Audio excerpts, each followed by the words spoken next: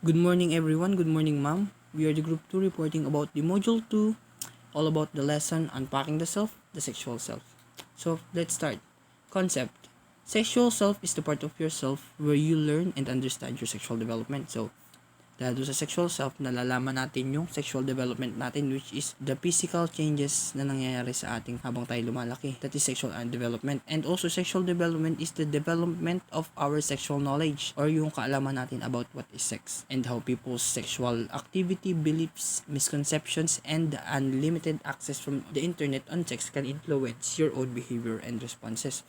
So dahil sa sexual self, nalalaman natin kung paano nakaka-apekto itong mga ito, yung paniniwala din ng ibang tao sa sexual behavior natin, pati na rin sa sexual development natin. And next is your sexual self, speaks of your sexual health. So nakikita daw, or dahil sa sexual self, nalalaman natin yung sexual health natin, yung kalagayan ng sexuality mo, or yung sexual feelings, thoughts, attractions, and behaviors mo toward other people, which sexual health. And yung sexual orientation, yung kung kanino ka nagkakagusto at kung saan ka o kanino ka nakakaramdam ng romantikong attraction. And the gender identity is yung kung paano mo nakikita yung sarili mo, which is kung ikaw ba ay lalaki or babae. And the gender expression, ito yung gawi, interest at pag-uugali mo, pag-uugali ng isang tao na konektado sa iyong kasarian, sa kanyang kasarian, which is kung lalaki ka, yung kilos mo pan lalaki, at kung babae, kilos mo pan babae. And values around sexuality. And values, gender values or role. Ito yung value mo as a lalaki at babae. Kapag lalaki ka, dapat panlalaki ka lang, panlalaki lang gawain mo. At pag babae ka, pambabae lang yung mga gawin mo. Pambabae lang ginagawa mo. Around sexuality. Those things, sexual health, sexual orientation, gender identity, and expression, and values around sexuality can be seen through your sexual self. So next is the 3 reasons why an individual sex is important in lifelong development. So in Tagalog, bakit importante daw ang sarili nating kasarian o ang pagiging lalaki natin o babae o pagkakaroon natin ng gender sa pagdevelop ng buhay natin. And first is, each children come under increasing cultural pressures from parents, teachers, and society at large to develop attitudes and behavior patterns that are considered appropriate for members of their sex. So, dahil sa iba't iba nating paniniwala, nagkakaroon tayo ng pamimilit or pilit na pag-adapt natin sa paniniwala ng iba sa kung ano ang dapat na ginagawa o gawin ng isang lalaki at babae. Example nito is yung gender inequality noon na kapag lalaki ka, dapat ikaw ang kumakayod at ang babae lang ang nag-aalaga. Nagkakaroon tayo ng pressure this era na kapag babae ka, dapat hindi ka kumakayod, mga lalaki lang. Which is, napre-pressure tayo na gawin din yun kasi akala natin yun yung tamang gawin. And the next is to learning experiences are determined by individual sex in the home, at school, and in play groups. Children learn what is considered appropriate for members of their sex. So dahil sa mga nararanasan natin na gawin ng mga nakakalaro natin, ng mga bata, nakakasaluma natin, yung mga gawain nila, inaakala natin na tamang gawain ng isang lalaki o babae, kagaya ng sa bahay, dahil nakikita mo yung tatay mo na laging nagbubuhat, muscular, yun yung nakikita mo at natututunan mo na dapat, na akala mo ay dapat mong ding gawin dahil akala mo ay tamang gawin ng isang lalaki. And the next is 3, the attitude of parents and other significant family members towards individuals because of their sex. So, yung pamilya natin, may kanya-kanyang sexual knowledge na adapt or na develop through years ng pagiging bata pa nila hanggang pagtanda nila. And the strong preferences for a child of a given sex have marked influences on parents' attitudes affecting relationship with the child. So, syempre dahil nga may magkaiba ng mga sexual development yung mga magulang at yung ibang family members natin, sila yung pumipili, yung mga magulang natin pumipili sa kung ano dapat ang gawin natin bilang isang babae at lalaki. Dahil nga doon nagkakaroon ito ng epekto sa relasyon natin doon sa mga magulang natin at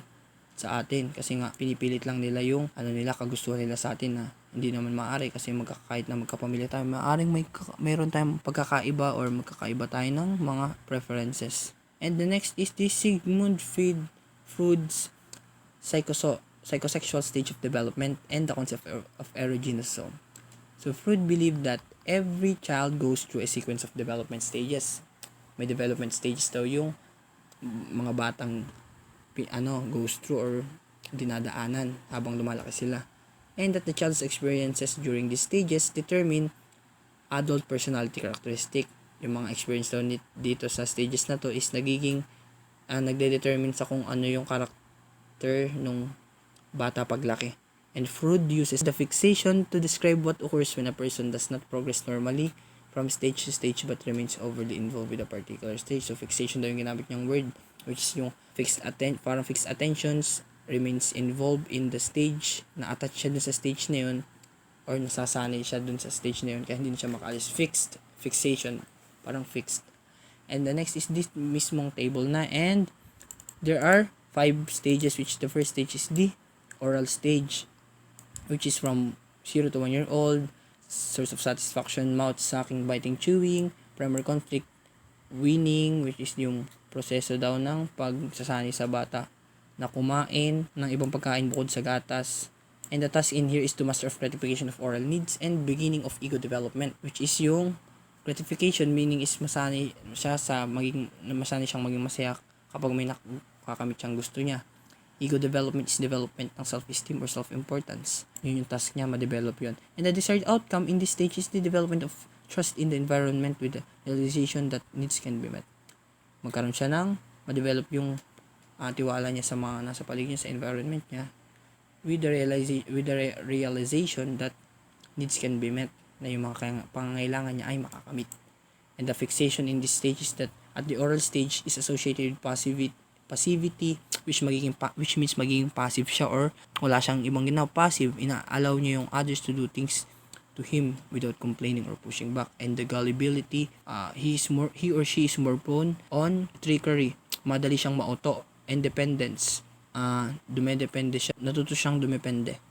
And the use of sarcasm may develop focused habits. And dahil sa sarcasm, nagde-develop yung bata ng forced habits or parang mannerism, which is the examples are smoking and nail biting. And the next stage is the anal stage, from 1 to 3-year-old is source of satisfaction, anal region, expulsion and retention of feces, primary conflict, toilet training. And the task in this is the beginning of development of sense of control over instinctual drives. Natututo daw siyang mag-control ng sarili niya. And ability to delay immediate gratification to gain a future goal. Yun din, ibig sabihin nun. And the desired outcome is control over impulses. Natuto siyang kontrolin yung mga impulses niya. And fixation in this stage is the fixation at anal stage is associated with anal retentiveness, which is stinginess, rigid thought patterns, obsessive compulsive disorder, or anal expulsive character, messiness, destructiveness, and cruelty. So in this stage daw, maaring maging matigas yung ulo ng bata, sarili lang niya yung nasusunod, and hindi siya tumatanggap ng opinion ng iba. Gusto niya yung kanya lang, at nagiging masama yung ugali ng bata, o nagiging masama yung bata. He becomes destructiveness and cruel. And the next is the phallic stage, which is from 3 to 6-year-old. Genitals, masturbation is the source of satisfaction, primary conflict, Oedipus and Electra, or yung pagiging attached ng isang bata sa nanay or sa tatay niya, at sa kabaliktaran naman ay nagiging malayo sa nanay ang tatay din.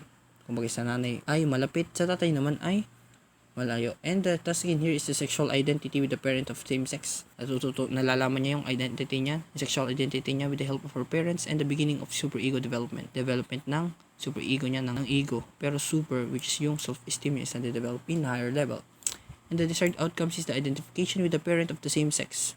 Na-identify na niya yung sexual identity niya with the help of her parents. And the other possible personality traits in this stage is the fixation may result in reckless, self-assured, and narcissistic person. Kumbaga, tumataas yung tingin niya sa sarili niya, and nagiging reckless siya, naging self-assured, naging reckless, basta-basta na lang siyang nag-a-act, and self-assured and narcissistic person, tumataas yung tingin niya sa sarili niya but in a bad way. And lack of resolution may result in inability to love. Lack of resolution, nawawala siya ng tiwala sa sarili niya na nagre-resulta sa inability to love. Hindi niya kayang magmahal kasi wala siyang tiwala sa sarili niya. And the difficulties with sexual identity, nawawala siyang tiwala sa sarili niya, so hindi niya maintindihan kung ano bang kasarian niya, lalaki ba siya or babae. And the next is the latency stage, from 6 to 12 years old, no source of satisfaction in primary conflicts, and the task is the growth of ego functions, which are the social, intellectual, mechanical, self-esteem, matutunan yung social, in social and intellectual and mechanical part, and the ability to take care about and relate to others outside the home. Natututo siyang makihalubilo, maintindihan, at mag-care sa ibang tao bukod sa pamilya lang niya, pati yung mga kaibigan niya outside of his house. And the desired outcomes in this stage is the development of skills needed to cope with the environment. At dapat ma-develop na niya yung kakayahan niya na mag-adjust sa environment niya in terms of happenings, peoples, and places. Yun, cope with the environment. And the fixation in this stage is fixations can result in difficulty identifying with others and in developing social skills. So, identifying others. Hindi niya, nahihirapan siyang intindihin yung iba or magets yung iba, and yung development of social skills niya is medyo hindi maayos. Difficulty in developing social skills kasi nga nahihirapan siyang ma-identify yung ibang tao. And leading to a sense of inadequacy and inferiority. Yung tingin niya sa sarili niya ay wala siyang silbi. Inadequate siya. And the inferiority, naging mababa yung tingin niya sa kanya. And then last stage is the genital stage and the source of satisfaction. In this stage is the genitals also, but sexual intercourse and no primary conflict. And in this task, the task in this stage is the development of satisfying sexual and emotional relationship. Kumbaga, ma-develop yung pagiging maayos mo sa isang relationship or pagiging maayos ng relationship mo. And the emancipation from parents, which is yung pag-separate mo na sa mga magulang mo because you're already 18. And planning of life goals and development of a sense of personal identity. Yung pagpaplano mo ng pangarap mo na kung ano yung gusto mong maging paglaki mo. That is the task in this stage. And the desired outcome is the ability to be creative and find pleasure in love and work. Yung ability mo na maging creative sa paghahanap ng kagandahan ng love or the pleasure in love and work. Dapat daw makuha mo yung outcome na yun sa stage na to. And the fixation or other possible personality trait in this stage is the inability to negotiate. This stage may derail emotional and financial independence. So nagiging iba yung nadiderail yung emotional and financial independence mo noon na sana ay maging independent ka, which in financial and emotional, at inability to negotiate. You don't have the ability to negotiate, and may impair personal identity and future goals. Maiiba yung maaari mong gusto noon ay maiiba sa ngayon. Tsaka yung maaari mong maging gusto noon maging iba ngayon. And disrupt ability to form satisfying intimate relationship. Nahihirapan ka magkaroon ng isang maayos na relationship. And that's all. And next reporter, thank you. So, good morning po. My name is Lance Cusi from the Group 2. And I'm gonna report the human reproductive system. So, in the picture, there are male organs, the bladder, the seminal vesicle, the prostate, the vas deferens, the testicles, the urethra, the epidermis, and the penis. And the female organs, the fallopian tubes, the uterus, the ovaries, the fimbriae, the endometrium, the cervix, and the vagina. The female reproductive system. It produces 400,000 eggs or so every 28 days. The ovum is 100,000 times larger than the sperm cell. The egg cell carries the X chromosome. The female puberty begins between ages 8 to 13. It's the time they increase their body changes and they have their menstrual period, which would signal the female's sexual maturity. Okay. The male reproductive system. Testes produce 200 million sperm cells or spermatozoa every week. It carries X or the Y chromosomes, which is the sex-determining cell. The female reproductive system only carries the X chromosome, while the male reproductive system can carry the X or the Y chromosome. And the male puberty starts around when they are 10 to 15 years old. And beside physical changes, their brain also changes. Their hormones are constantly active compared to women who varies because of the menstrual cycles. So, yun lang po. Thank you po. So, human sexual response or human sexual response cycle talks about the exchange in physically and emotionally of a certain person. Human sexual response has 5 phases. The 5 phases are the desire, arousal, pateo, orgasm, and resolution. The first phase, which is the desire. In this desire, woman's vaginal lubrication begins and their breasts become fuller and harder. In men, their penis become tightened and starts secreting a lubricant fluid. The second phase is the arousal. In arousal, the changes happen in the first phase become more intense.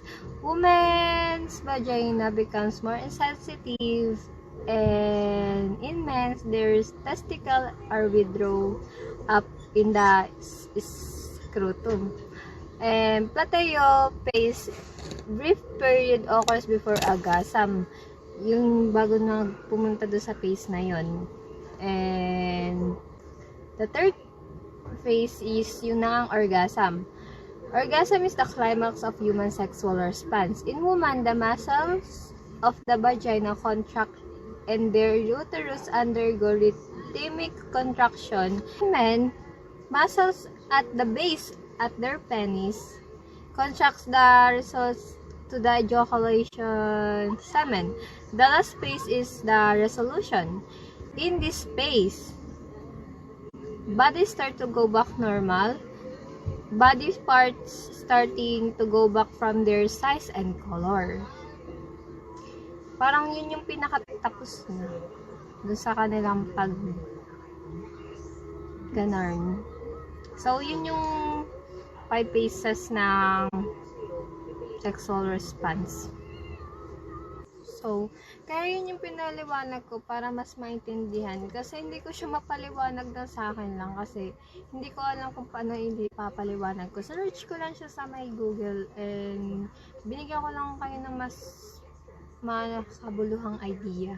Ganon. Para maintindihan ko at maintindihan nyo din. So, meron pang dalawang parang parte nitong human sexual response na to.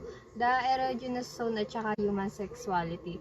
Erogenous zones, ito yung mga in area or parts of the body sensitive to stimulation that is source of erotic sexual feelings or pressure.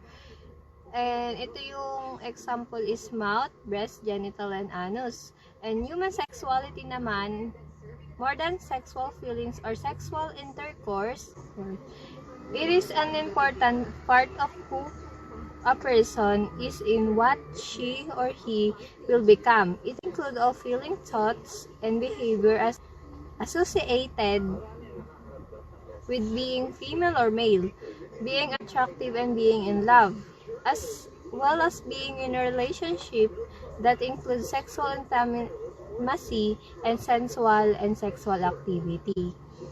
So, hindi ko alam kung paano siya papaliwanag, pero parang human sexuality. Yun, basta yun na. So, good morning, everyone. I'm Marcus de Mesa, and I'm here to report the 5 circle of sexuality. Okay. The 5 circle of sexuality. Sexuality encompasses nearly every aspect of our being, from attitudes and values to feelings and experience. It is influenced by the individual, family, culture, religion, spirituality, laws, profession, institutions, science, and politics. So, sexuality is about your sexual feelings through attraction and behavior towards other people. You can find other people physically, sexually, or emotionally attractive. And all of those things are a part of your sexuality. Sexuality is diverse and personal, and it's an important part of who you are. The next is this.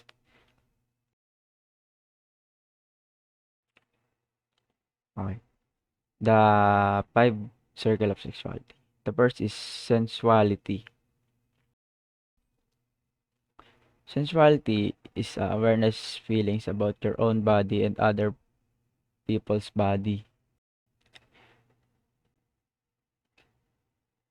Sensuality enables us to feel good about how our body look and feel and what they can do.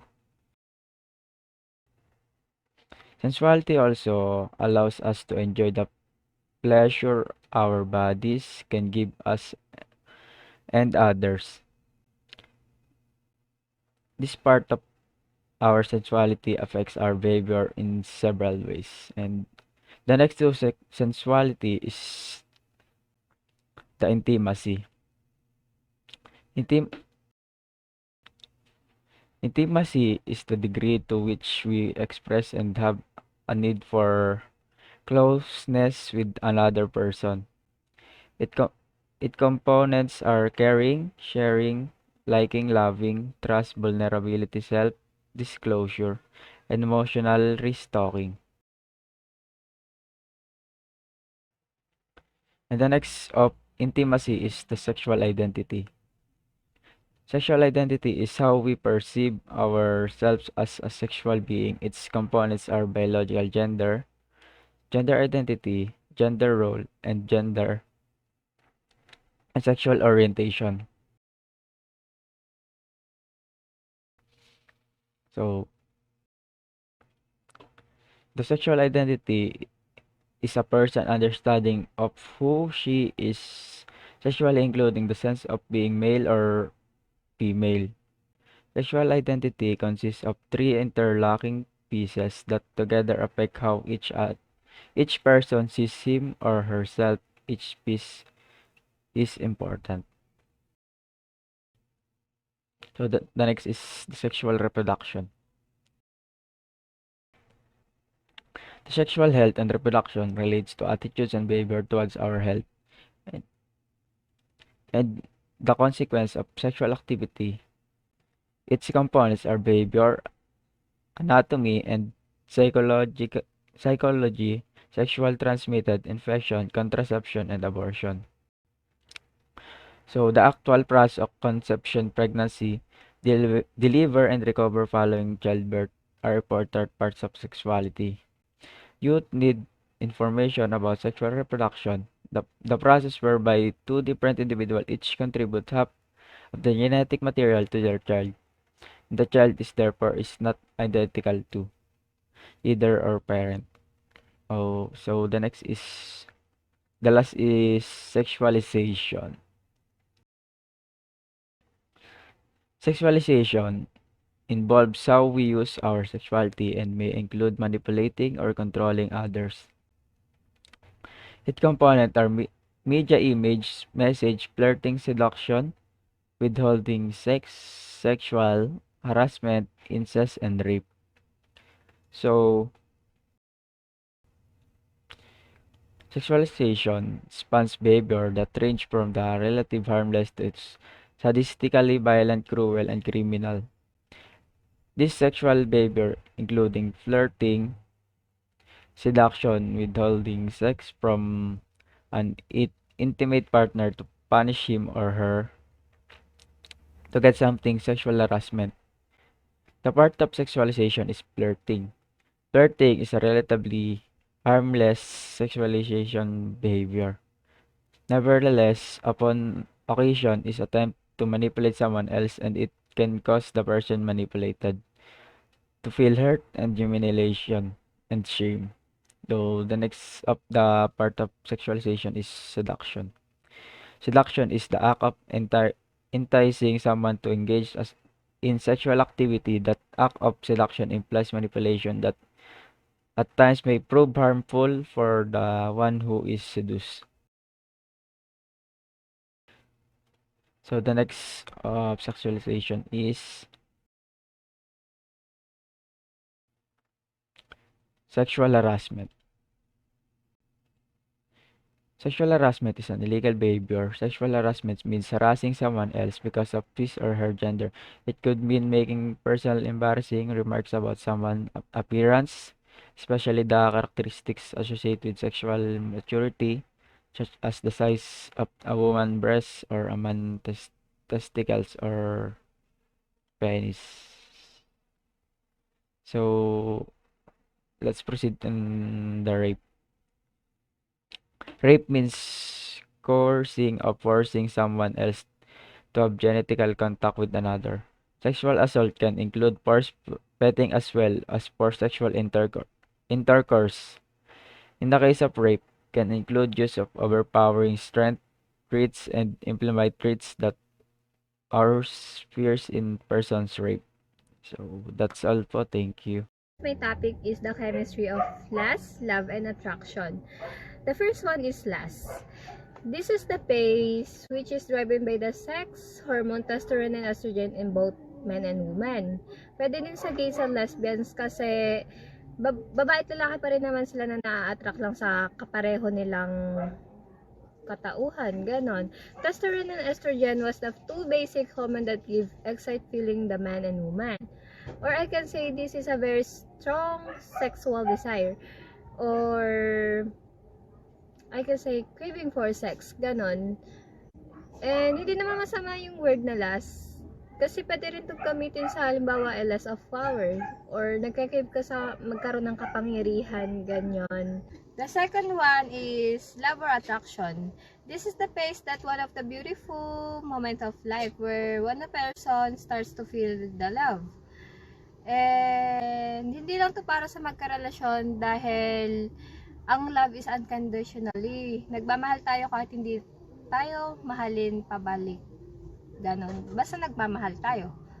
Nararamdaman natin to na 3 main neurotransmitters na involved dito sa love or attraction na to. 1 is adrenaline, 2 is dopamine, and 3 is serotonin. Yun yung tatlong main neurotransmitter. Kaya nakakaramdam tayo ng love or attraction sa isang tao. Third one is the attachment. This is the phase that the couple wants to take their relationship in advanced levels. Ito na yung mga taong gusto bumuo ng pamilya, ganon. And gusto ko sabihin na merong dalawang parte to. Ito yung permanent at saka temporary. Yung temporary, ito yung mga taong nagpakasal, nagkaroon ng anak at saka naghiwalay dahil nakahanap na iba, ganon. And yung permanent naman, ito yung mga taong nagpakasal, nagkaroon ng babies, pero pinili nilang ayusin yung mga sarili nila. Talagang yun yung band ng attachment nun. And meron tong two major hormones, the oxytocin and vasopressin. Yun yung chemistry ng lust, love, and attachment. Sexual orientation. Sexual orientation refers to an enduring pattern of emotional, romantic, and/or sexual attraction to men, women, or both sexes. Sexual orientation also refers to a person's sense of identity based on those attraction-related behaviors and membership in a community of others who share those attraction. Sa madaling sabi, ang sexual orientation daw po ay may kinalaman sa pangkasariang kamalayan ng isang tao na tumutukoy sa mga kayahan ng tao makilala at matangkap ang kanyang nararamdaman at attraction tungo sa kapwa-tao. Ito maaaring sa emotional, affectional, sexual, or romantikong damdamin. Mayroon daw po tayong 4 na pangunahin ng sexual orientation. Unang-una daw po dito ang heterosexual. Sila ang tinatawag na tuwid. Sila ang mga taong nagkakaroon ng attraction o naaakit sa kabilang kasarian. Ang halimbawa nito ay ang mga tuwid na lalaki na nagkakagusto sa babae at ang tuwid na babae na nagkakagusto sa lalaki. Homosexual. Sila naman ang mga taong nagkakaroon ng malalim na interes o naaakit sa kaparehas na kasarian. Ang mga halimbawa nito ay ang mga bakla na nagkakagusto sa lalaki, tumboy na nagkakagusto sa babae. Pangatlo ay ang bisexual. Sila naman ang mga taong maaaring maakit sa pareho at kaibang kasarian. Ang isang halimbawa nito ay ang lalaki may gusto sa babae ngunit nagkaka-interest din sa kapwa lalaki. Ito ay nangyayari rin sa mga kababaihan. Sila ay kadalasan tinatawag ng mga taong may dalawang kasarian. Ang halimbawa po nito ay isang bisexual na nagkakagusto sa lalaki at babae pero mas meron pong panig na mas maangat sa kanya upang yun po yung kanyang magustuhan. Pang-apat naman ay ang asexual. Sila naman ang mga taong hindi naaakit o hindi nagkakaroon ng sexual na pagkakagusto sa kahit anong kasarian. Ang panlima ay ang pansexual. Na-attract siya sa lahat ng mga tao, lahat ng kasarian na meron tayo. How do people know if they are lesbian, gay, or bisexual? The basis for adult sexual orientation typically emerge between middle childhood and early adolescence. Sabi po nila, ang kasarian daw po na sexual orientation ay nalalaman daw po sa middle childhood and early adolescence. Kasi po, sa middle childhood po kasi meron po na nakasanayan na niyang gawin or yun na po talaga yung kanya nararamdaman pamula hanggang paglaki. Sa ano naman po, early adolescence naman po, yung po ay yung nadidiscover niya po kung ano po talaga siya. Kakaiba po yung nagugustuhan niya, yung parang may gusto siyang gawin na kayang gawin ng mga babae at may gusto siyang gawin na kayang gawin ng mga lalaki. These patterns of emotional, romantic, and sexual attraction may arise without any prior sexual experience. It is a slow process and can form from different experiences and situations. This normally happens during the adolescence when people separate from their parents and families and develop autonomy, leading to experimentation and question about their sexual feelings. Yun nga po ang sabi ko, nade-develop po siya habang lumalaki yung sexual orientation po natin. Kasi po sa mga kasarian po natin, pag po kasi pamula bata, meron po talaga nakaguess na niyang gawin kung ano siya. Meron naman po habang lumalaki, ay dun lang po niya na-discover kung ano siya. Kasi po minsan, base rin po to sa mga nakakasama niya. Kasi po pag minsan po, pag ang lalaki po ang kasama po yung mga kababaihan, minsan po sinasabihan po ng mga lalaking yun ay nagiging isang malambot kasi nga po mga nakagawian niyang kasama ay mga babae. Tapos pag lalaki naman po, ang nakagawian po niyang kasama po ay mga lalaki, di ba po? Yun po, doon niya po nare-realize na parang, ay gusto ko to, parang lalaki ako. Doon niya po nare-realize na yung kayang gawin ng lalaki ay kaya rin gawin niya bilang isang babae. Parang yung gawain ng lalaki ay kaya niya gawin kahit siya isang babae. Sexual health and sexuality transmitted disease infection or STD. You need to understand anatomy or physiology because every adolescent needs the knowledge and understanding to help him or her appreciate the way in which his or her body function. So sa mga kabataan ngayon, dapat nila malaman nila ang mga paggamit ng tamang katawan sa pagtatalik, ngunit sila ay mga kabataan. And sexual intercourse is a behavior that may produce sexual pleasure that often culminates in orgasm in females and in males. Sexual intercourse may also result in pregnancy and or STD. So, madalas ginagawa ito ng mga kabataan para sa kasiyahan pero nakakapekto ito dahil sa mga ito ay nagdudulot ng pagbubuntis ng isang babae. And premarital sex is a sexual activity practiced by people who are unmarried. It can be sexual relations a person has prior to marriage. So, ito yung mga hindi kasal na nakikipagtalik ng mga kamag-asintahan. Kumbaga, ito yung katuwaan, masaya lang. Siguro madalas sa mga kabataan ginagawa ito. At ang mga sintomas ito ay mga maaari tulad ng mga lagnat at mananakit pagkatapos ng pagtatalik at marami pang iba.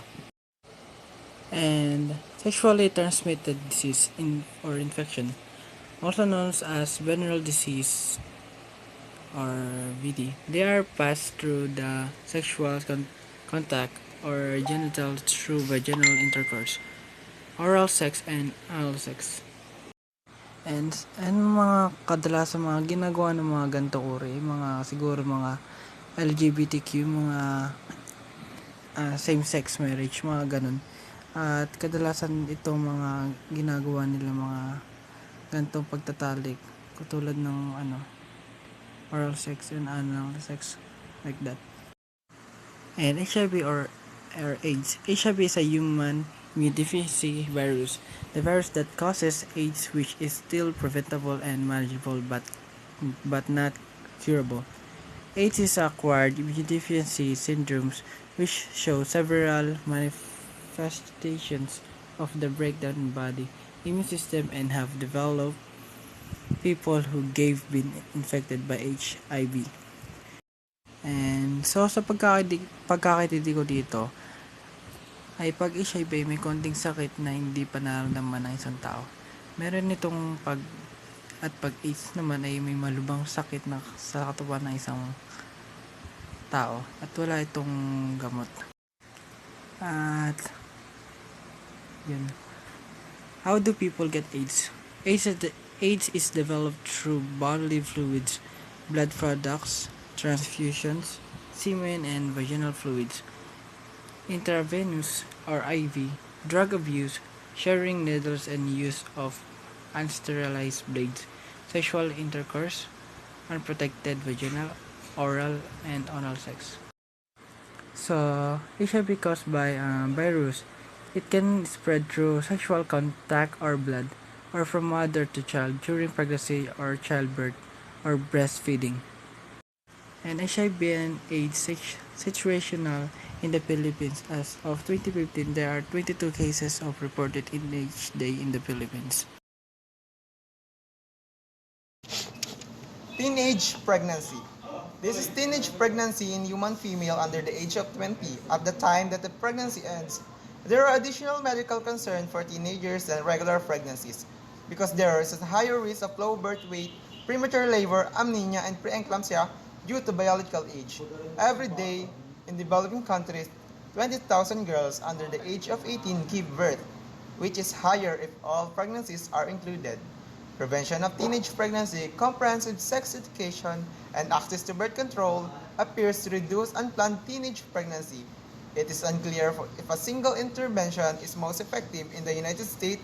Free access to long-acting form of reversal birth control along with education decrease the rates of teen pregnancy by around 80% and the rate of abortion by more than 75%.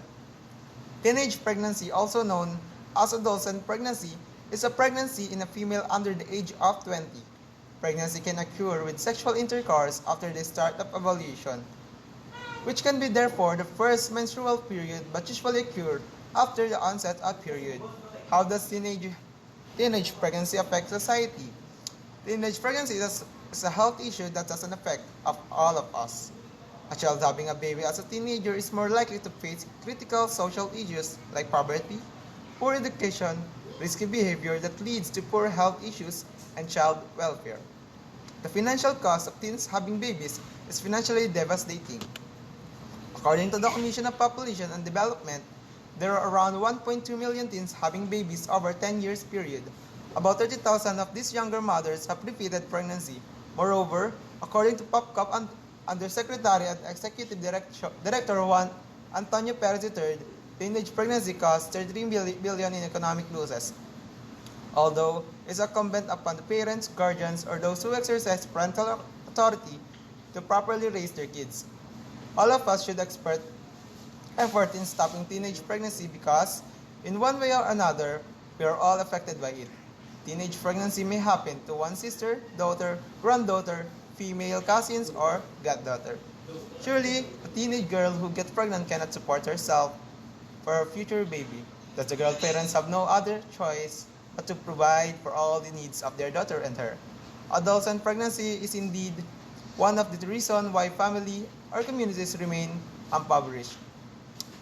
What if their family reasons as poor? How can they afford to feed and raise another human being? How can we prevent teenage pregnancy? As it may be, parents should guide their children. They must set rules and strict in implementing them. They should not allow or tolerate their children to engage in any romantic relationship whatsoever until they finish college and find a stable job. Good morning, ma'am, and good morning, classmate. Before I start, my name is Crinea Yael Ferrer, and I am part of the group 2, which is our topic is sexual self. So before I start, so what is family planning? Family planning is having the desired number of children and when you want to have them by using safe and effective modern methods.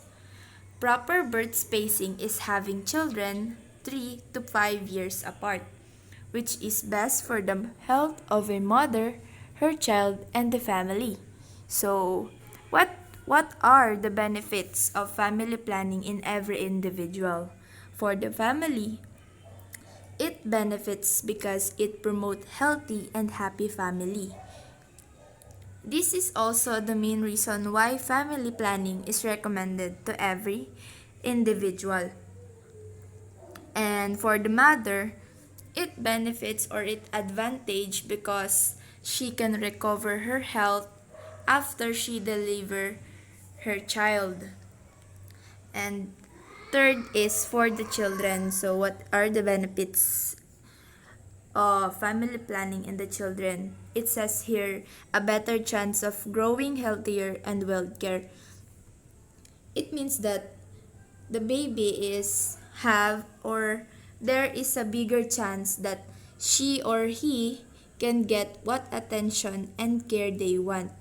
And also they can grow healthier. So there are two family planning methods or methods of contraception. Number one is natural birth control. employs natural control methods to help prevent an unintended pregnancy without the use of modern artificial way of contraception. It includes abstinence, fertility, awareness methods, rhythm, calendar or standard days method, withdrawal, and continued breastfeeding, all requiring discipline. It, it, it means that natural birth control is a method of preventing pregnancy without the use of medication or physical devices. These concepts are based on awareness and observation about, about a woman body and menstrual cycle. So, for example is a using a app or calendar that track your menstrual cycle to prevent pregnancy. And number 2 is artificial birth control. Employs artificial control methods with the use of modern contemporary measures such as birth control pills, male and female using condoms, spermicide, intrauterine device IUD, birth control shot, tubal ligation, vasectomy, and emergency contraception pills. It means that artificial birth control is the opposite of natural birth control because it can be used a pill or condom that can be used a contraceptive to prevent or control pregnancy. Like for example is for the woman, they use pill that can help them prevent pregnancy, and for men, they use condoms to control their sperm entering the vagina of a woman. That's all po. Thank you, ma'am.